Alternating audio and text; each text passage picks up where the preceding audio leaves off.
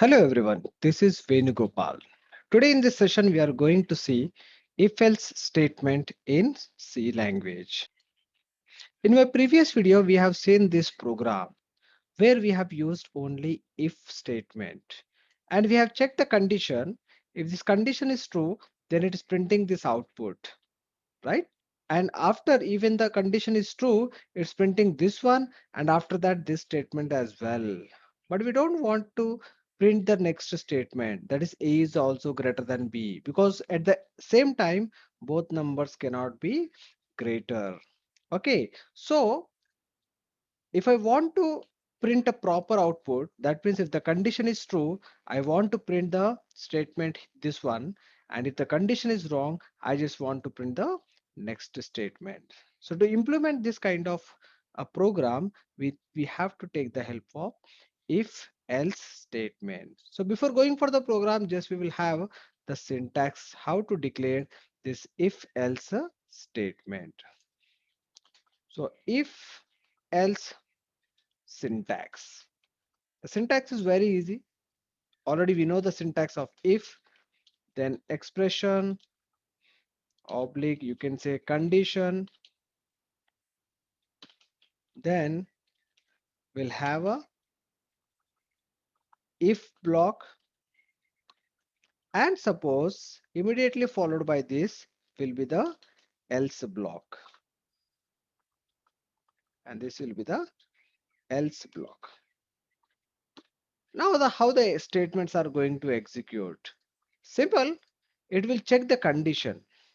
If the condition is true, if the condition is true, it will execute always if block. If the condition is false, it will execute directly the else block. Right? That is the reason why you can also say that this if block is always, it is a true block. Whereas this else block is called as a false block. False block is in the sense what? When the condition will become false, the else block is going to be executed. And when the condition will become true, the if block will be going to execute. Not both, right? Either if, either else, not both. So let us implement this in our program. Now here, just what I will do, I'll just put here else and the else block, and I will put this statement inside this block. Now see the condition. Suppose I'm changing this. A is 100 and suppose I'm checking doing here, for example. Okay, let it be. Let it be. B is A is 100 and B is 20. Now see, it's checking B is greater than A. What is B here? It's 20. So comment 20 is greater than 100. The condition will become false, right? So when it becomes false, right, it will enter where? It will enter directly jump to this else block and it will print A is greater than B. And then of course the flow is sequential. It will print the hello because it is placed outside of this particular else block. And if I'll execute this, you can see the output. The output is simple. A is greater than B. Hello. Suppose next we will check. For example, my B is now 200. Now condition will become what? Is 200 is greater than 100? Yes. That means what? That if the condition is true, true block, if block will be executed. So it will print the message B is greater than A. And when this block will execute, then it will not going to enter into the else block. Because at a time, any one of the block is going to be execute. Either it is a if block or it is a else block. So it will directly come out of this particular block. Then it will see the hello. Then it's going to be print the hello. Now see here we are not printing both the numbers are greater. We are only printing the specific number is greater. So this is what the use of your if and else block, right? Statement I have taken only for to understand the flow of execution. If I'll execute this, now in this case, you will find b is a greater than a. Suppose you want the number instead of this b or a. Can we do that? Yes, of course. If I want to print the number here instead of b, what can I do here? I'll do percent d, small d, sorry, because percent d is for integer, then percent d. Again, comma, I need to put two values. What is the first value here? B, comma, A. Or else, what we will do, we will change this condition. For example, is A greater than B?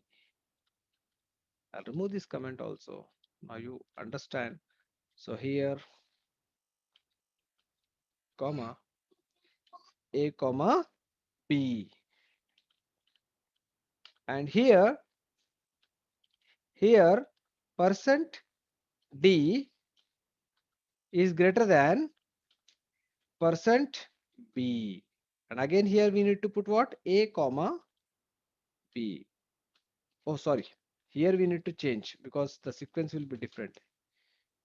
B and A. Okay. And here percent D is greater than percent D. That's it. Control S. Now see 200 is greater than 100. Right? You can also take the values from the user here. If you don't want to take the value, initialize values here. So you take just A comma B. That's it. And ask the user printf and then enter values of A and B. Then scanf. Then we are taking the values here.